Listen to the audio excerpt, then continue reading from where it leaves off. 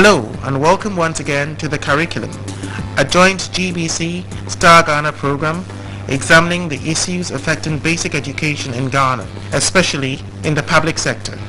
Over the past 13 episodes, we have visited 4 regions in southern Ghana, interacting with teachers, administrators, parents, traditional and political leaders, and pupils themselves. In this edition, we look at the thorny issue of free education versus cost sharing. As pointed out in an earlier program, education is the largest single item in Ghana's national budget, accounting for at least a quarter of government expenditure in most years. This includes spending on staff emoluments, teacher training and upgrading, and infrastructural development and maintenance. In addition, there are a number of government programs and agencies such as the School Feeding Program, the Capitation Grant, and the G.E.S Fund, which are intended to both enhance the quality of education and to ease the financial burden on parents and guardians.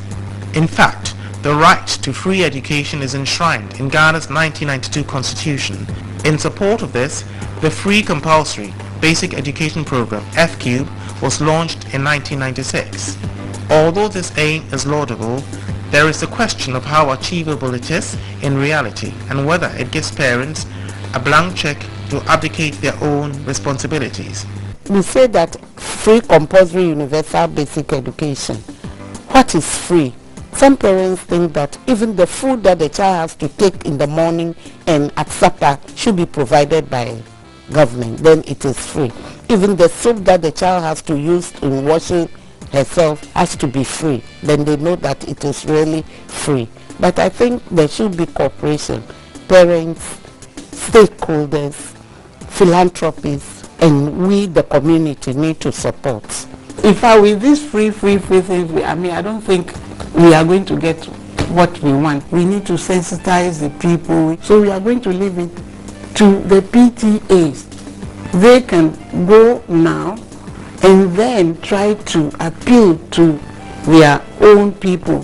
That's the only way we say we can do something about it, because everything is free. Your child will not get the quality that you are looking for, the right education.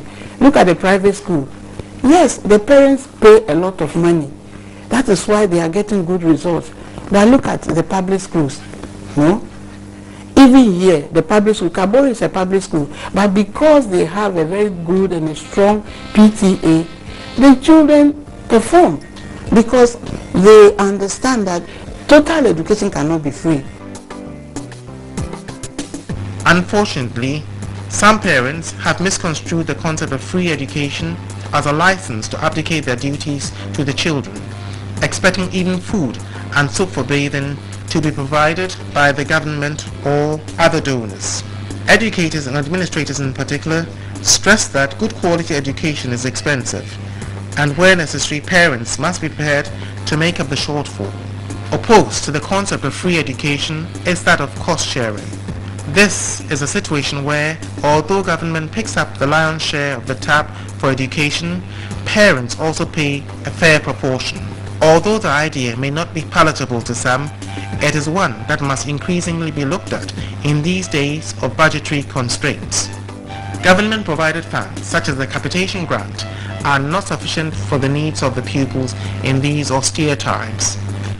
The private schools are undoubtedly streets ahead of the majority of public schools, both in terms of resources available to them and examination results. The vast majority of Ghanaians, of course, cannot afford access to such schools. This capitation grant is a grant from the government to subsidize the payment of levies for parents. For example, it caters for sports, culture, and examination for 1 term. And part of the money is used to provide teaching and learning materials in the schools and do simple repairs in the school. The money is coming, but it's not regular. At the beginning of every year, we need money to run the school, in actual fact. So that it should be that even if they can put the 3 together, it will do something better than the 87 cities for first tranche. If the 87 times 3 is put together, or 6, because when I went to the bank, I saw 60 instead of the 87 cities. 60. And the bank alone charged 60 cedis from KG and primary for their bank charges. So in actual fact, the KG capitation grant is gone, completely gone. Some of the parents feel education is free because they've heard the government is providing money for these things should be done in the school. I would like the parents to know that education is not free. From nursery, you have to learn to pay in something small for your child's education, so that when you are doing that, by the time he or she reaches the secondary school, you willingly give out the money for the child to go, because the foundation should be laid from the onset before we build up. Since capitation grants came in, parents who were not prepared to provide even basic writing materials, a pencil, an exercise book for a child, they have refused to even contribute anything towards the education of the child. Sometimes you will even see, not only that, you see that some of them are in tattered clothes. Some of them walk barefooted to school, which is not good enough. Some of them, you'll be surprised when you ask the teachers. Some teachers will have to provide for their meal when they come, because they will come and tell you that I've not taken anything for the day. You see, Kabore School, for instance, is an armed forces school, the public school, but the parents are paying. They are providing exercise books, textbooks for the kids. There's no way your child will be there and say the child will not pay. And it is working for them. But in most of our schools, because of the capitation granting, they are not prepared to pay, and they have to even buy supplementary readers for the kids to be used in the schools. Because of the way they handle some of their textbooks, heads are afraid to give these books to them to be used in the house. But parents have to buy these books, pay a little. But in our public schools, it is taking a very long time for them to understand that education is expensive. We are now in a competitive world. In a competitive world where middle school living certificate in the past will take you far to be even a director. My father had just a middle school living certificate and he was the director of social welfare. But now you need a master's degree and a PhD to reach that level. You know, Cape Coast is one of the poorest regions in Ghana economically, because we don't have much job opportunities here. Most parents are poor and therefore cannot provide for their children. And because of that, sometimes the children lack the basic things that they require to take to school. Educators and administrators in particular stress that good quality education is expensive, and where necessary, parents must be prepared to make up the shortfall. The question of economics, however, raises its head. Communities like Cape Coast in the central region are poor, and many parents are unable to provide the most basic needs for their children, let alone pay for their education. Denying them access to education on the grounds of inability to pay is unacceptable, though, as not only would it deny them a fundamental human right, but would also lead to a chasm between well-educated Ghanaians and their less educated compatriots. It would also not bode well for the development of the country, as future manpower needs would not be properly met. In Central Region, people are talking about poverty being the basic problem. So instead of sending the child to school, the parents will say, no, I don't have the money to send my child to school.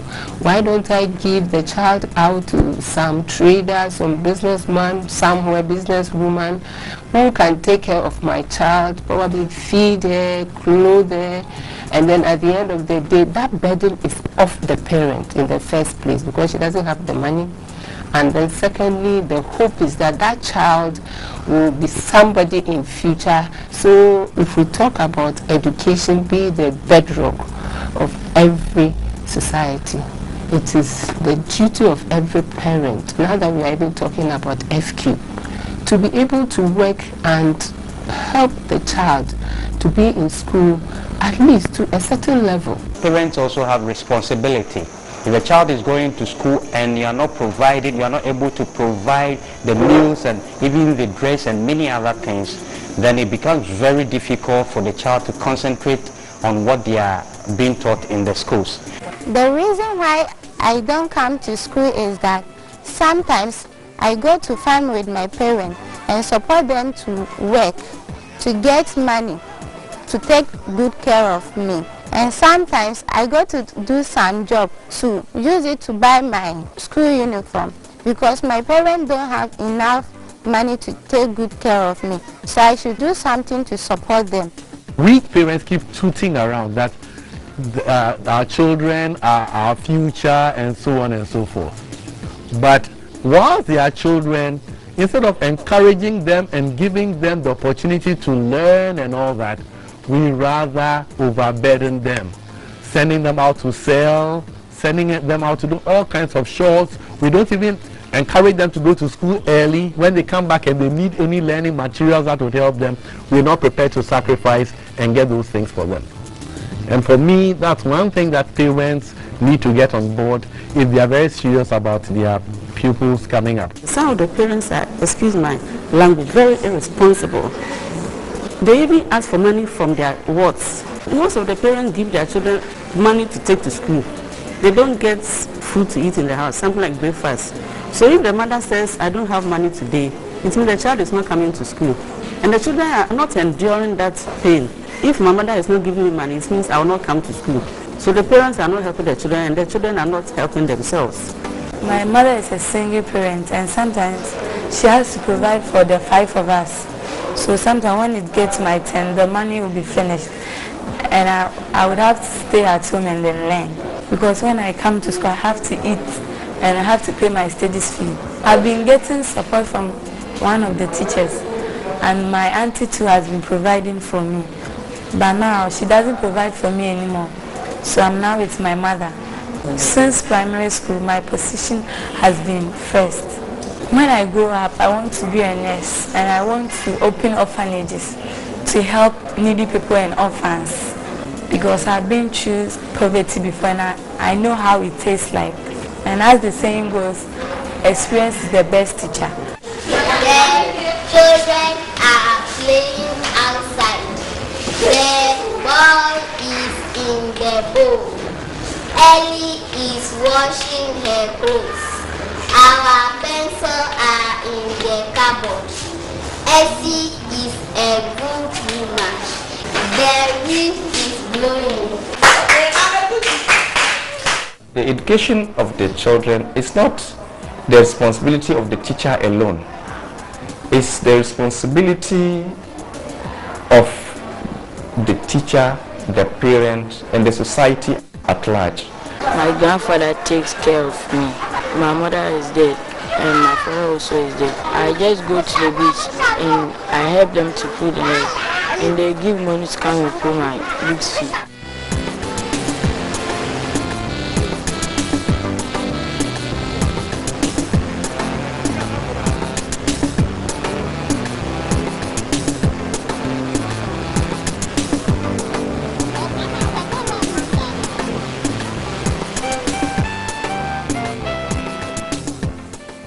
Sometimes I don't come to school. The reason is that my parents, they don't have enough money so that they will give it to me to come to school always.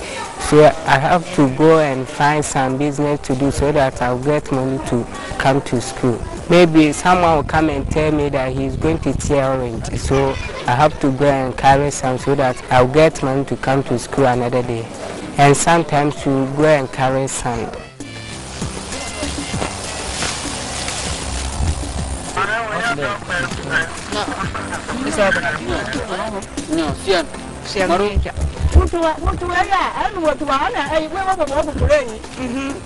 In our school, every day we pay 30% for classes and ICT fee 20%. So I bring some to school and I use some to buy food to feed so that I will come to school always. Teaching learning environment must be made friendly with teaching learning materials. Lip service should not be paid to education. The parents, you see, not that they don't know the benefit of the education, but sometimes it's intentional, particularly women, and even to provide certain basic items for the children to the school, they won't do it.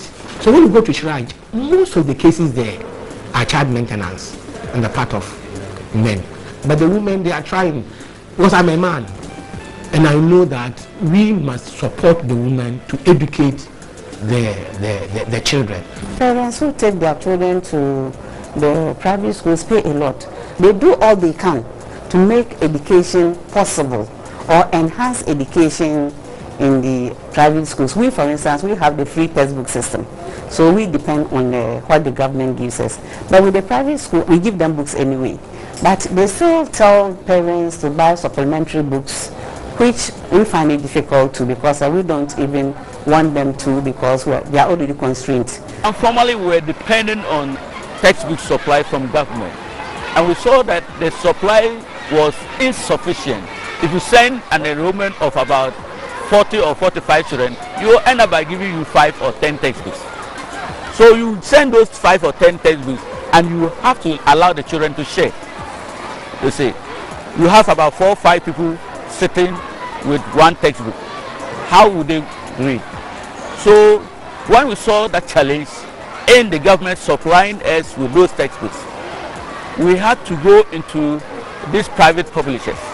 We educated our parents gradually, so they got to understand us, and then they gave us the chance to go to these publishers who would bring the items for us to buy. So the parents voluntarily buy their textbooks. Some even buy extra in the school and for the home. Getting parents here to come and assist is a big problem. In fact, to even buy books for kids here when school resumes, it's very difficult. You go to the class and one child has got about only 3 books for all the subjects, and you see that it's a big challenge for the school. Basically, as a parent,